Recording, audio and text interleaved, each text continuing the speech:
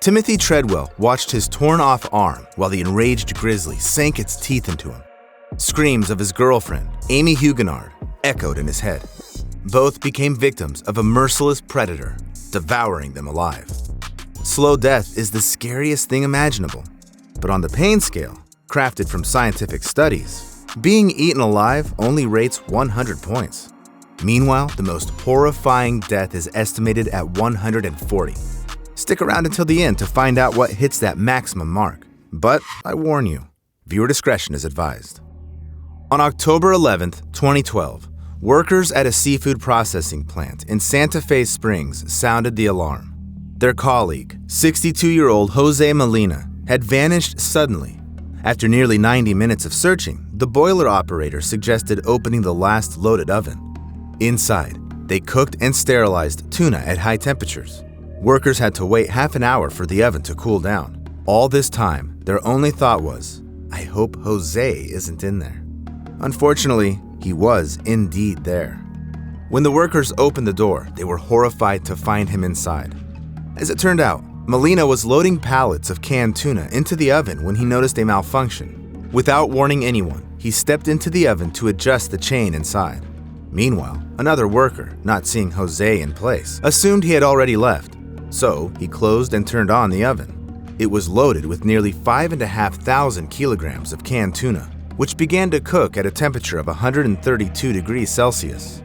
Trapped, Jose likely suffered severe skin burns, and then the high temperature began to affect his muscles and organs. Eventually, the poor man was boiled alive. Looking at the pain scale, where, for example, 2 points are attributed to a gunshot to the head, and 91 to a shark bite, while dying from being literally boiled alive hits a staggering 105 points. And unfortunately, such incidents in production happen quite often. In 2009, Vincent Smith II worked at an illegal chocolate factory, Cocoa Service in Camden, New Jersey. The 29-year-old worker was dumping giant chunks of chocolate over the edge of a vat, nearly 2.5 meters deep. There, chocolate was melted and mixed. Suddenly, Vincent was struck by a mixer paddle and fell right into the hot molten mass, reaching a temperature of 120 degrees Celsius. His colleagues immediately rushed to shut down the machine. However, Vincent stayed in the chocolate for a full 10 minutes before rescuers could pull him out.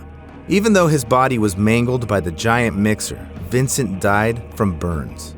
The tragedy occurred because the platform he fell from was slippery from splattered chocolate and was directly above the vat without any barriers to protect workers from falling into the boiling mixture. Nevertheless, you don't have to be at a dangerous facility to experience excruciating pain, which on the scale goes even beyond 105 points. On November 23, 2018, a 911 dispatcher heard the shaky voice of a 76-year-old woman. It was Loretta Pickard from Polk County, Florida. I think my house is on fire, and I'm here alone, and I'm on a walker. Firefighters were immediately dispatched to her house. The dispatcher told the woman to leave the building and go outside, to which she replied, Couldn't, honey, yes, I wanted to. That nervous laugh at the end just breaks your heart. Loretta had recently undergone surgery and couldn't move quickly without assistance. Plus, she couldn't see anything through the smoke. Meanwhile, the fire truck slowly made its way down the rough country road where the woman lived. Loretta was freaking out, worried that nobody would save her, constantly asking if help was really on the way and if they were sure they were coming for her. Then, on the recording, you could hear Loretta start coughing and wheezing, and the sound of the crackling fire in the background getting louder. But I can't show you what the recording captured next, because then the flames engulfed the woman, who never got the help she desperately needed. She screamed wildly as she burned alive. The link to the full recording I'll leave in the description below. Loretta was dying while firefighters were just minutes away from her yard. The phone call cut out after 20 minutes, and rescuers arrived at the scene 14 minutes later. Yet nobody ever went inside to save her. The fire chief claimed that several firefighters attempted to enter the house, but no evidence supports his words, and the dispatcher was blamed for giving ineffective instructions. Due to the negligence of rescuers, Loretta died in agony because the pain from burning alive hits a staggering 108 points. You wouldn't wish such a death on anyone, But you know what? I came across a story where a person knowingly subjected themselves to such suffering. On June 11, 1963, several American correspondents, including Malcolm Brown, gathered outside the Cambodian embassy in Saigon. The day before, journalists were informed that something important would happen there. Buddhists were deeply offended by the disrespect of their beliefs by the South Vietnamese government. So, around 350 monks and nuns gathered for another peaceful protest. Suddenly, not far from the presidential palace, a car stopped and 3 monks got out, including Quảng Đức. Malcolm pointed his camera at the trio, not realizing what he would witness through the lens next. Protesters gathered around Quảng, who sat on a pillow in the traditional Buddhist meditative lotus pose, while another monk started pouring gasoline over his head. Quảng paid no attention and prayed, and when he finished, he struck a match. The flames instantly engulfed him, rising up in black smoke. It was a horrifying spectacle. Quảng Đức body slowly withering and shriveling, while his head blackened and charred. I can't show you the photo either, but I'll leave a link below the video. The scene was very contrasting, as everyone present there loudly cried, watching the self-immolation, while the monk himself, enduring painful suffering, didn't even flinch or make a sound. Whether it was meditation skills or inner spiritual strength that helped the monk endure the agony of his impending death, I know for sure an ordinary person wouldn't last like that, let alone endure the pain that hits 110 points. In 2007, a 33-year-old woman from Hong Kong named Cecilia Cheng climbed to the top of Nyiragongo volcano, located in the Democratic Republic of the Congo. It last erupted in 2002, flooding the highly populated city of Goma with lava, causing widespread destruction. Since then, the volcano had been relatively safe, so tourists from all over the world flocked to see its famous lava lake. It looks like cracked earth in the desert, with hellish streaks of fire rising from it. Cecilia climbed nearly 3,500 meters for this site. The woman was thrilled by the terrifying view of the lake and wanted to take a closer photo of it. To do this, she climbed over the edge of the crater, and suddenly, Cecilia slipped and fell down. However, flying about 200 meters, she hit a protrusion right above the lava lake. Cecilia felt piercing pain because the impact broke several bones. She was thrown into the heat, and it was almost impossible to breathe because she was too close to the lava, the temperature of which could reach 950 degrees Celsius. A helicopter, rescuers, and a volcanologist were sent to the scene. At first, Cecilia showed signs of life. However, the rescue operations were stopped due to poor visibility. As a result, without waiting for help, she fell into the volcanic lava lake. Eyewitnesses even hoped that the woman died instantly after the impact and fell into the lava without feeling any pain. The thing is that on the pain scale, it hits a whopping 110 points. Death in lava, although painful, is instantaneous. That's why many people consciously chose it to end their lives. In 1933, a schoolgirl named Kiyoko Matsumoto climbed Mount Mihara, located on the Japanese island of Ito-Ushima, with a girl from her school. Kiyoko was in love with her friend. However, in Japanese society at that time, same-sex relationships were condemned, and this oppressed Kiyoko so much that she didn't want to live anymore. The schoolgirl threw herself into the volcano crater before her lover's eyes. The scariest thing in this story is that the girl became a role model for many Japanese people who wanted to end their lives. By 1935, almost 1,300 people had lost their lives by jumping into Mihara, until the Japanese government built barriers around the area. Still, as countless stories show, people often ignore such prohibitions. In 2016, Colin Scott and his sister, Sable, went on a tour to Yellowstone National Park, known for its geothermal spots. They really look fascinating, but getting close to them is dangerous. The water here may not be as hot as lava in a volcano, but still, the 96 degrees reached by the local water bodies are enough to cause burns and even kill a person. But Colin and Sable ignored numerous warning signs and crossed the restricted area. Suddenly, the guy slipped and fell into the hot water near the Pork Chop Geyser. Such a death is more painful than death in a volcano because, in a hot spring, it doesn't happen instantly, but slowly.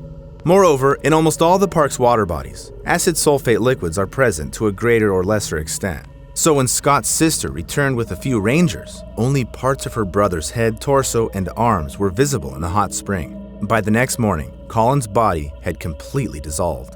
It seems that there couldn't be worse pre-death suffering, but, in fact, there could be.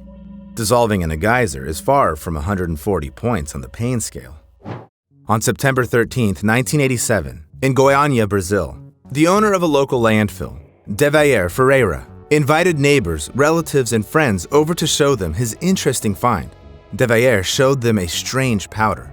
It was sparkling so mesmerizingly that guests rubbed it on their skin like glitter and took it with them to give to someone else.